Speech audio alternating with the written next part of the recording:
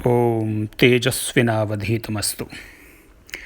आज आचार्य मम्मट विरचित काव्य प्रकाश पर कुछ चर्चा करेंगे।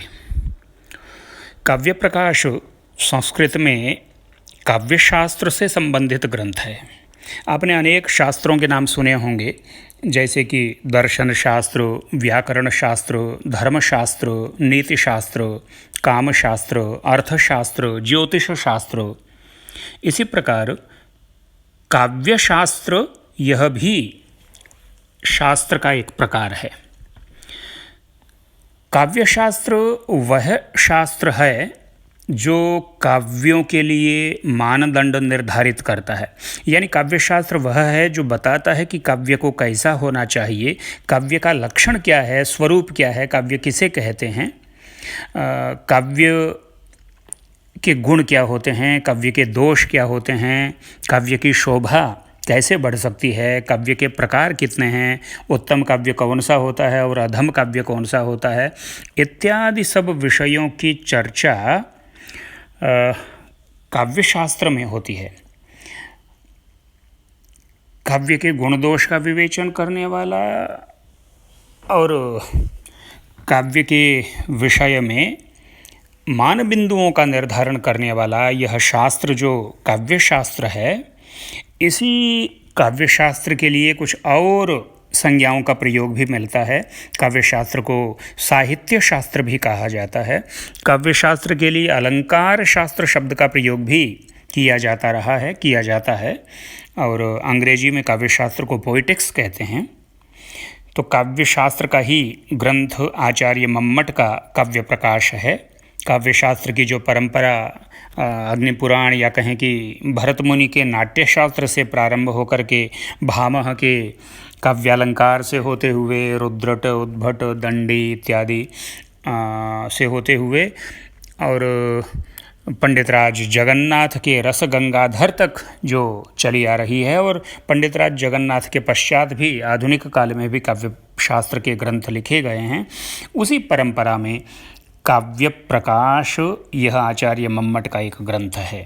वस्तुतः काव्य प्रकाश भारतीय अलंकार शास्त्र का अद्वितीय ग्रंथ है। साहित्य शास्त्र में शताब्दियों से प्रवाहित होने वाली विविध धाराओं से अनुप्राणित होने वाला यह पवित्र गंगा प्रवाह है। उत्तरकालीन समस्त सिद्धांतों का यह मूल स्रोत है काव्य प्रकाश। वेदांत दर्शन में जो स्थान शारीरक भाष्य का है, व्याकरण शास्त्र में जो महत्व महाभाष्य का है, वही स्थान साहित्य शास्त्र में मम्मट के इस काव्य प्रकाश का है।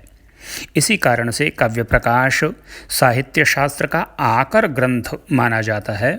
उत्तरकालीन विद्वानों ने काव्य प्रकाश तथा मम्मट का अत्यंत आदर के साथ स्मरण किया है। सुधा सागर नामक काव्य प्रकाश की एक टीका है। उस टीका के लेखक भीमसेन दीक्षित ने तो आचार्य मम्मट को वाग्देवता अवतार बताया है।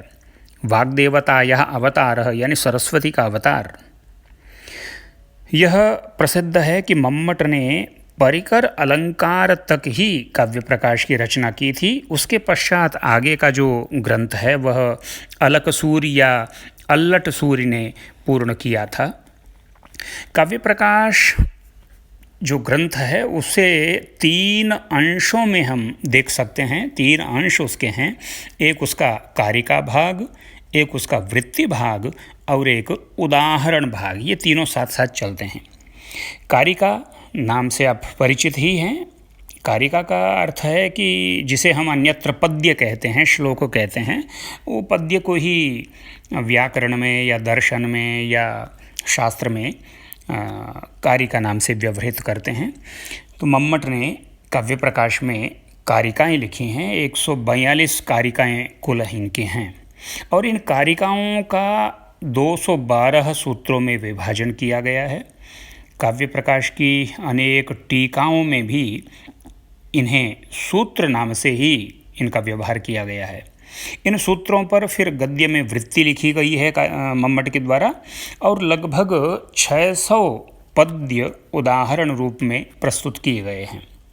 कुछ व्याख्याकारों का कथन है कि ये कारिकाएँ जो कारिका भाग है काव्य प्रकाश का, ये कारिका भाग भरत मुनि निर्मित हैं। भरत मुनि ने ये कारिकाएँ लिखी हैं, तथा मम्मट ने तो केवल इन कारिकाओं पर वृत्ति लिखी है और उसी का नाम काव्य प्रकाश है। जैसा कि साहित्य कौमुदी के अंत में विद्याभूषण ने लिखा है कि मम्मटाम उद्युक्तिमाश्रित्य मितां साहित्य कौमुदीं वृत्तिम भरतसूत्राणाम श्री विद्याभूषणो व्यदहात। इसी प्रकार कुछ और विद्वानों ने भी इसी प्रकार का मत व्यक्त किया है, और इस प्रकार का मत व्यक्त करने वाले इन विद्वानों के इस विचार का आधार यह है कि एक तो इनका मानना है कि काव्य प्रकाश की कुछ कारिकाएँ नाट्य शास्त्र से हूबहू उद्धृत की गई हैं, जैसे कि श्रृंगार हास्य करुण रौद्र वीर भयानका वो रस का परिगणन करने वाली कारिका है, या कि रतिर्हासस्य शोकश्च इत्यादि वो स्थायी भावों का परिगणन करने वाली कारिका चतुर्थोल्लास की है। इस प्रकार की कुछ कारिकाएं हैं जो भरत मुनि के नाट्यशास्त्र में हैं और मम्मट ने उन्हें वहीं से उठा लिया है, और इसी को देख करके कुछ विद्वानों की ये मति होती है कि ये कारिका भाग जो काव्य प्रकाश का है वह तो भरत का ही है। दूसरी बात ये कि प्रथम कारिका के उपोद्घात में कारिकाकार का स्मरण जो है वह अन्य पुरुष में किया गया है। यानी मम्मट लिख रहे हैं कि ग्रंथकृत परामृशति, ग्रंथकार ऐसा कहता है। अब उन लोगों का कहना है कि यदि ग्रंथकार भिन्न होता, ग्रंथकार यदि कारिकाकार और वृत्तिकार यदि भिन्न भिन्न न होता, एक ही होता, तो फिर मम्मट अपने लिए ऐसा क्यों लिखते कि ग्रंथकार लिख रहा है। और इसी तरह से एक बात ये भी कही जाती है कि कारिका तथा वृत्ति में कहीं कहीं मतभेद दृष्टिगोचर होता है, जैसे कि रूपक के लक्षण में मतभेद कुछ वृत्ति भाग में कारिका भाग की अपेक्षा देखने में आता है। इसको देख के भी लोगों का कहना है कि यदि लेखक एक ही होता कारिका भाग और वृत्ति भाग का, तो फिर ये कारिका और वृत्ति में अंतर नहीं आना चाहिए था। लेकिन दूसरे जो विद्वान हैं वो इन सब युक्तियों का खंडन करते हैं, और इनका कहना है कि कारिका और वृत्ति ये दोनों ही आचार्य मम्मट की ही रचनाएं हैं, और कारिका और वृत्ति मिलकर के ही काव्य प्रकाश संपूर्ण होता है। इन विद्वानों के कथन का भी कुछ आधार हैं। सबसे पहले तो ये कि मम्मट ने कहीं यह नहीं कहा है कि वे किसी और के द्वारा निर्मित कारिकाओं पर वृत्ति लिख रहे हैं। यदि कारिका किसी और ने लिखी होती और मम्मट उन पर वृत्ति लिख रहे होते तो फिर मम्मट कहीं उसका उल्लेख करते। दूसरी बात यह है कि वृत्ति के लिए मम्मट ने कोई पृथक से मंगलाचरण नहीं किया है। यदि कारिका भाग का लेखक कोई और रहा होता तो फिर कारिका में उसका मंगलाचरण है, ठीक है, लेकिन जब उन कारिकाओं की वृत्ति मम्मट लिख रहे हैं तो वृत्ति लिखते हुए मम्मट अपना मंगलाचरण वृत्ति भाग के प्रारंभ में पृथकशः देते, वो नहीं दिया गया है। इससे भी लगता है कि दोनों एक ही हैं।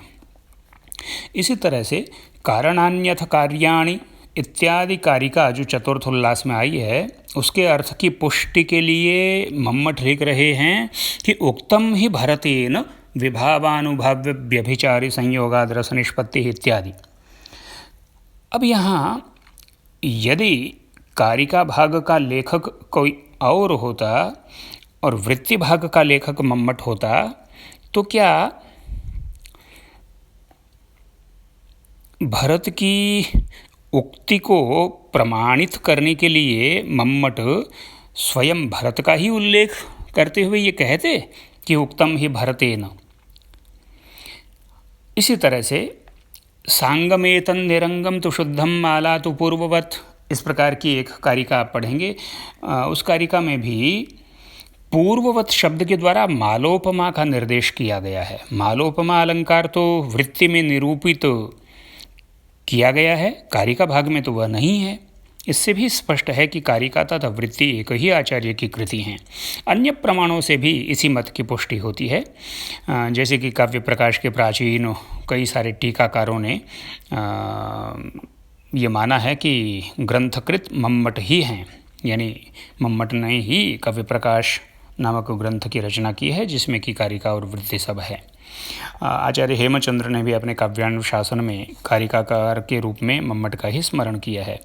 यथाह मम्मटः अगूढ़म अपरस्यांगम इत्यादि। इस प्रकार काव्यशास्त्र के अनेक टीकाकारों तथा अनेक उत्तरकालीन आचार्यों के ग्रंथों से यही विदित होता है कि मम्मट ही कारिकाकार हैं और मम्मट ही कारिकाओं पर वृत्ति लिखने वाले आचार्य हैं।